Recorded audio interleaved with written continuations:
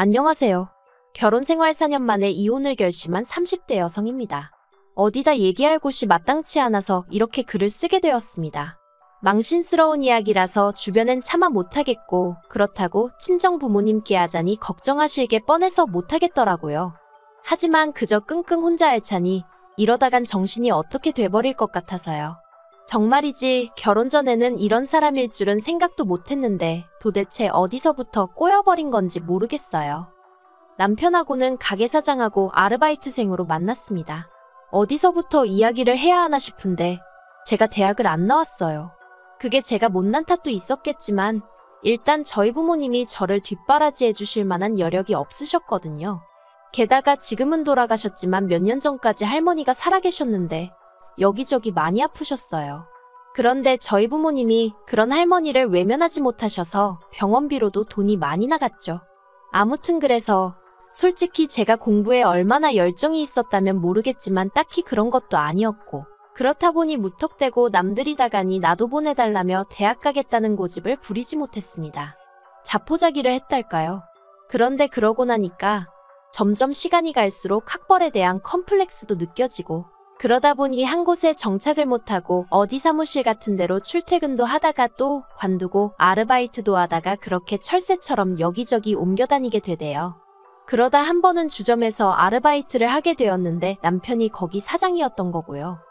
남편은 저보다 10살이 많았는데 그래서 그런가 대화를 나눠보면 생각이 깊은 것도 같았고, 또 저에게 이래라 저래라 지금 생각해보면 쓸데없는 잔소리였는데 그게 그때는 얼마나 피가 되고 살이 되는 조언처럼 들리던지 말해요. 아무튼 그래서 그런 남편에게 저는 조금씩 호감을 갖게 되었고, 남편은 그런 제 마음을 눈치챘던 건진 모르겠지만 남편도 남편대로 저한테 무척 잘해주었답니다. 그래서 남편이 저에게 제대로 사귀자 한 적은 없었지만 조금씩 사이가 가까워져 이내 연인처럼 되었고 2년 만에 결혼까지 하게 되었죠. 신혼집은 방 2개에 반지하였는데 저는 솔직히 그것만으로도 고마웠어요. 그래도 남편 말로는 그 집이 1억이 넘는 집이라고 했는데 저는 들고 간 돈이 2천밖에 안 되었거든요. 남편이 요새는 다 반반 결혼하는데 그래도 자기나 되니까 이 정도 해오는 거라대요. 지금 생각해보면 그것도 어이가 없죠. 10살이나 많으니 솔직히 당연한 거 아니었나 싶기도 하거든요. 그런데 그때는 그냥 제가 여러 가지로 사는 게 힘들었던 모양이에요. 그래서 남편이 좀 유세를 부리고 생색을 내도 그러려니 했고, 그저 하루빨리 제 가정을 꾸려 심적으로 여유 있는 삶을 찾고 싶었죠. 그래서 제 나름대로 어떻게든 좋은 점만 보고 좋은 쪽으로만 생각하려고 했던 것 같기도 해요. 그런데 결혼한 지 1년 만에 아이를 갖고 아이가 태어날 때쯤 되니까 더는 여기서 못 살겠다 싶대요. 저나 남편이야 어른이니까 그럭저럭 적응하고 살았다 치지만 애가 앞으로 여길 기어다니며 지낼 거라 생각하니 눈앞이 깜깜했거든요. 그래서 남편에게 이사를 가자고 했어요. 그랬더니 남편이 저더러 어디 돈 맡겨놓은 거라도 있냐면서 쓸데없는 소리 하지 말라나요. 맞아요. 저희 남편은 이사 가고 싶은 생각이 아예 없었어요. 가게를 넓히면 넓혔지. 집에서 자기가 있으면 몇 시간이나 있는다고 이사를 가야 되냐? 왜 자기가 쓸데없이 돈을 써야 하냐? 애가 태어나고 나면 저랑 애는 하루 종일 집에만 있어야 하는데 그건 남편한테 알 바가 아닌가 보더라고요. 그래서 돈이 문제냐 그러면 내가 이 집 보증금 내에서 알아보겠다 하고 만삭의 몸으로 집을 알아보러 다니기 시작했습니다. 그래도 저희 남편 정말 눈 하나 깜짝 안 하대요. 그런데 사람이 정말 죽으라는 법은 없는지 그렇게 발품 팔기를 2주 예산하고 정말 꼭 맞아떨어지는 집 하나를 찾았어요. 비록 동남향이긴 했지만 그래도 살고 있던 반지하에 비하면 해도 잘 들고 집주인이 계획에 없던 이사를 하게 되면서 전세로 내놓은 집이라 그런가 집도 싹 고쳐져서 너무 깨끗하고 좋더라고요. 그래서 그 집으로 이사를 가자고 정말 남편에게 사정사정을 했습니다. 솔직히 거의 빌다시피 한 것 같아요. 당신은 아무것도 신경 쓰지 않아도 된다. 처음부터 끝까지 내가 다 하겠다 그렇게요. 그런데 계약 당일 부동산에서 남편이 어찌나 저를 망신을 줬는지 몰라요. 솔직히 지금도 제가 그때 뭘 얼마나 잘못했고 무슨 실수를 했던 건지 모르겠지만 남편이 집주인이랑 중개인이 있는데도 만삭인 저에게 얼마나 윽박지르던지 제가 그냥 무조건 미안하다고 남편에게 사과하고 남편을 달래고 그랬어요. 그런데 그 꼴이 얼마나 보기 그랬으면 오죽하면 집주인이 남편더러 아내가 무슨 죄라도 지었냐고 너무한 거 아니냐고 대놓고 한 소리 할 정도였다니까요. 그래도 오로지 태어날 아이를 좀 더 좋은 환경에서 키워보겠다는 욕심 하나로 제 자존심을 접었습니다. 하지만 이게 다가 아니었습니다. 결혼할 때만 하더라도 경제권을 저에게 넘겨주겠다던 남편은 식을 올리고 살림을 합치기가 무섭게 어쨌든 가게 장사도 해야 하고 이런저런 이유로 경제권은 못 넘겨줄 것 같다 하대요.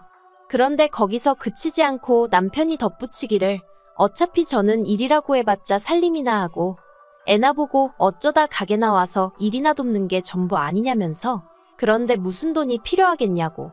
그러니까 앞으로 한 달 생활비로 50만 원에 그래도 생각해준다는 식으로 제 용돈으로 20만 원을 주겠다더군요. 그런데 아무리 이게 몇 년 전 이야기라고 해도 50만 원은 새 식구 살림을 꾸려나가는데 충분한 액수가 아니었어요. 그래서 남편에게 50만 원은 부족할 것 같다고 조심스레 이야기를 꺼냈었는데 남편이 저더러 해보지도 않고 벌써부터 돈 쓸 궁리나 하냐면서 저를 무슨 사치스러운 사람 마냥 취급을 하더라니까요. 그래서 울며 겨자 먹기로 어쩔 수 없이 50만 원으로 살림을 시작했는데 아니나 다를까 턱없이 부족했어요. 그러니 제 용돈이랍시고 준 20만 원도 대부분 결국 생활비로 써야만 했죠. 그리고 이런 생활이 계속되던 와중에 정말 우연히 고등학교 때 친구랑 마주쳤습니다. 아주 친한 건 아니었어도 서로 불편한 감정 없이 지내던 친구였는데 마트에서 절 보곤 한눈에 알아봤다며 반가운 체를 하더라고요. 그런데 전 그때 정말 초라한 상황이었거든요. 소세지 한 봉지를 사면서도 남편한테 물어보고 사야 했을 만큼요. 그래서 친구랑 마주친 그 상황이 그렇게 달갑지만은 않대요. 하지만 친구는 그런 제 마음을 아는지 모르는지 저더러 커피 한잔 하자더니 묻지도 않았는데 그간 자기가 지내온 이야기를 하더라고요. 그런데 그게 왜 그렇게 듣기 싫으면서도 부럽던지요. 아무튼 그렇게 서로 연락처를 교환하고 집에 오는데 왜인지 닭똥 같은 눈물이 줄줄 나더라니까요. 그리고 며칠 뒤 저는 남편에게 이혼하자고 했어요. 친구랑 만났다가 정신이 들었다 이런 소리는 할 필요도 없었고요. 그냥 더는 이런 식으로 힘들어서 못 살겠다. 이혼해달라 했죠. 그런데 남편이 너무 쉽게 그래 네가 못 살겠다는데 별 수 있냐. 헤어지자 그러대요. 참으로 기가 막혔죠. 최소한 왜냐고 이유는 물어봐줘야 하는 거 아닌가 싶기도 하고. 그런데 그게 다가 아니었습니다. 남편이 하는 말이 이혼을 하건 집을 나가건 그런 건 상관없는데 딸은 못 준대요. 딸은 자기가 키울 거라면서 저더러 네가 집이 있냐 직장이 있냐 가진 건 쥐뿔도 없는 주제에 애를 욕심을 내냐 네가 진짜 엄마 맞냐 막말을 퍼붓더라고요. 그런데 정말 속상했던 건 뭐 하나 제대로 반박할 수 없는 제 현실이었습니다. 저는 집도 없고 직장도 없고 남편 말대로 가진 건 쥐뿔도 없었으니까요. 그래서 결국 이혼 이야기는 유야무야 없던 게 되어버렸고 이후로 남편은 전보다 더 함부로 저를 대하기 시작했습니다. 그나마 몇 푼 주던 용돈인지 뭔지도 자기가 그걸 왜 줘야 하냐며 끊어버리더니 이후론 정말 제가 티셔츠 한 장, 머리끈 하나 사는 꼴을 못 보더라고요. 매일같이 자기는 가게에 나가서 죽어라 일만 하는데 저는 집에서 애재롱 떠는 거나 보는 주제에 이딴 걸 사나르고 싶냐며 어찌나 사람 기를 죽이던지 말해요. 정말 지금 생각해도 치사하고 서러운 날들이었죠. 그런데 그 무렵 그때 연락처를 주고받았던 친구에게 연락이 왔어요. 그리곤 친구가 헤어질 때 제 텅 빈 눈빛이 잊혀지지가 않더라며 혹시 자기가 뭐라도 도와줄 수 있으면 도와주고 싶다는데 너무 오랜만에 그런 이야기를 들어서 그런가 또다시 눈물이 왈칵 쏟아지대요. 그래서 제가 일자리가 필요하다고 했어요. 그랬더니 친구가 마침 잘 되었다며 저더러 자기 식당에 나와서 일 좀 도와줄 수 있겠냐는 거예요. 그래서 더는 묻지도 따지지도 않고 그러겠다 했죠. 그리고 바로 3일 뒤 출근을 시작했는데 알고 보니 친구가 운영하는 식당은 언론에도 몇 번이나 소개되었을 만큼 소문난 맛집이었습니다. 그리고 친구는 저에게 그냥 설거지나 재료 손질만 시키는 게 아니라 가게 운영 전반에 걸친 모든 걸 알려주려고 하더라고요. 그땐 그 이유를 몰랐지만 어쨌든 저는 모든 게 즐거웠어요. 남편 주점에서는 그렇게 몇 년을 일했는데도 걸핏하면 싫은 소리를 듣기가 일쑤였는데 친구네 식당은 달랐거든요. 한편 남편은 그렇게 툭하면 저더러 돈도 안 벌어오는 게 쥐뿔도 없는 게라며 무시를 해대놓고 막상 제가 친구 식당에서 돈을 벌어오니 그건 또 그거대로 마음에 안 든다는 식이 돼요. 애엄마가 돼서는 애는 안중에도 없고 돈 몇 푼 벌자고 그러고 다니는 게 정상이냐면서 말이죠. 그런데 사람이 그래도 주머니에 돈 몇 푼 들어오니까 나름대로 기가 살더라고요. 친구 식당이 무슨 숙박시설은 아니지만 막말로 남편하고 싸우다 쫓겨나면 전에는 친정엔 차마 못 가겠고 그러니 어디도 갈 곳이 없는 거나 마찬가지였거든요. 그런데 이젠 친구 식당에라도 가 있으면 된다 하는 생각도 들고 그러니까 저도 전처럼 기가 죽지는 않더라고요. 그래서 애를 그렇다고 내가 나 몰라라 한 것도 아니고 어린이집에서 잘 봐주고 있는데 왜 시비냐 하고 맞붙었어요. 그랬더니 남편은 그 어린애를 어린이집에 맡겨놓고 마음이 편하냐며 또다시 제 심기를 건드렸고 그래서 저도 그러면 돈 더 벌어다 주라고 그럼 나도 일 안 하고 애만 보면 되니 얼마나 좋겠냐고 받아쳤죠. 그리고 그렇게 1년의 시간이 흘러 지난 5월이었습니다. 친구가 저에게 기니할 이야기가 있다더니 자기가 유학을 간다대요. 사람들이야 자기더러 성공했다 하지만 자긴 사실 프랑스에 가서 정식으로 요리를 배워보고 싶은 꿈이 있었다면서 그래도 돈 좀 벌어둔 덕분에 이제는 꿈을 쫓아볼까 한다더니 저더러 식당을 맡아달라는 게 아니겠어요. 생각지도 못한 제안에 정말 놀랐고 어째서인지 심장이 벌렁벌렁 뛰기 시작했습니다.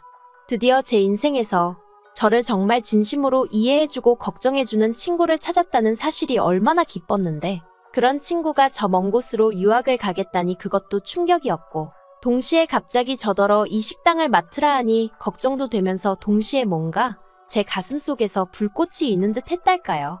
친구는 이 식당이 이래봬도 보증금도 많이 묶여있다면서 그 보증금은 자기한테 천천히 갚아줘야 한다고 그리고 월세도 이제 제 힘으로 장사해서 내야 하는 거라고 하더니 이거 공짜로 주는 거 아냐 너한테 강제로 넘기는 거야 하는데 솔직히 친구 속마음이 어떤 건지 눈치챘기에 저는 또다시 눈물을 흘릴 수밖에 없었네요. 그런데 한편 그 무렵 남편 가게는 하향세를 타고 있었어요. 솔직히 저랑 같이 일할 때도 장사가 얼마나 잘 되던 곳은 아니었는데 그래도 그때는 나름대로 흔치 않은 컨셉 덕분에 손님이 끊이진 않았거든요. 하지만 다른 곳들은 계속해서 변화를 추구하는 반면 남편은 그런 데는 관심이 없고 오로지 눈 가리고 아웅식으로 손님들한테 1, 2천 원이라도 더 받아대는데 혈안이 되어 있었으니 솔직히 안 망하고 버티고 있는 게 용하다 싶었는데 아니나 다를까 올해 들어서 하락세가 점점 더 심해지더니 권리금은 고사하고 폐업하는데도 돈이 드는데 그 돈이나 건지고 정리하겠나 싶을 정도로 고꾸라지대요. 그리고 저도 알고 보니 야가 빠진 구석이 있었나 봐요. 남편은 망해가는데 저는 사정이 나아진다 싶으니까 이번엔 결단코 이혼을 해야겠다는 생각이 들더라고요. 그래서 남편에게 다시 한번 이혼 이야기를 꺼냈습니다. 이번에도 남편 반응은 이전과 별반 다르지 않았어요. 식당에서 아르바이트 좀 한다고 그 돈으로 애 키우면서 먹고 살만할 것 같냐면서 이혼하려면 네 몸만 나가라 대신 애는 두고 가라. 또 그 소리를 하대요. 그래서 알겠다고 했습니다. 애는 당신이 잘 키워주라고 잘 부탁한다고 그리곤 보란듯이 남편 앞에서 주섬주섬 제 짐을 챙겼죠. 다만 몸만 나갈 생각은 없고 재산은 어쨌든 나도 일조한 부분이 있으니 법대로 따져보겠다 했어요. 막말로 외벌이라곤 해도 저도 집안이라고 애 키운 공이 있는데 누구 좋으라고 몸만 나가겠냐고요. 그런데 남편 입장에선 제가 갑자기 세게 나가니까 좀 놀랬던 모양인지 갑자기 무슨 이혼이냐면서 이혼이 애들 장난이냐 어쩌냐 헛소리를 하더니 절 붙잡더라고요. 참 아이러니하죠. 잡아주길 바랄 땐 쳐다도 안 보더니.